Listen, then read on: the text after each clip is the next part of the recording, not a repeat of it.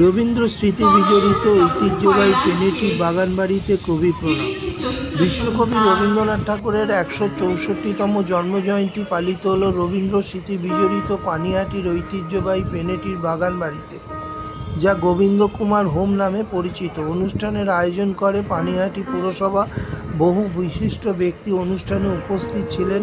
বিশ্বকবি ৪ বার পানিহাটিতে আসেন, তার মধ্যে 3 বার এই বাড়িতে এসেছিলেন। নাইটহুড ত্যাগের সিদ্ধান্ত এই বাড়ি থেকেই তিনি নেন। কবির লেখা জীবন স্মৃতি কাব্যগ্রন্থ এই বাড়ির উল্লেখ আছে।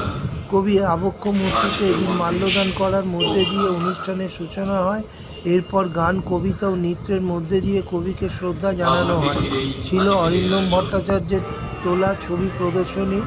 গোবিন্দ কুমার হোমের অধ্যক্ষা কৃষ্ণা বিশ্বাস বলেন, এই বাড়ি রবীন্দ্র চর্চার একটি গুরুত্বপূর্ণ বিষয়। রবীন্দ্রনাথ ছাড়াও বহু মনীষীদের পদধূলিতে ধন্য এই বাগান বাড়িটি।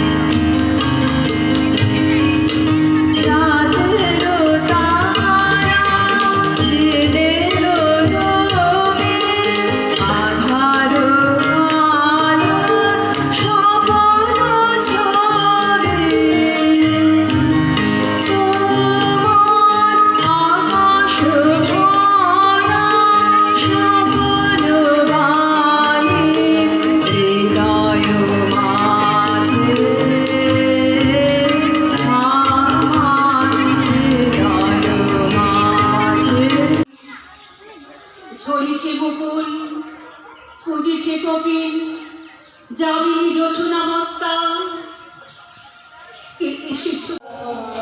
দিদি, আজকে তো কবিগুরু রবীন্দ্রনাথ ঠাকুরের ১৬৪তম জন্মদিবস। হ্যাঁ, আমরা পেনিটির বাগানবাড়িতে এসেছি। এখানে তো প্রত্যেক বছর অনুষ্ঠান হয়, তো অনুষ্ঠানটা কিভাবে সাজানো ছিল? এটা মিউনিসিপ্যালিটি আগে মেয়েরাই করতো, একা একা।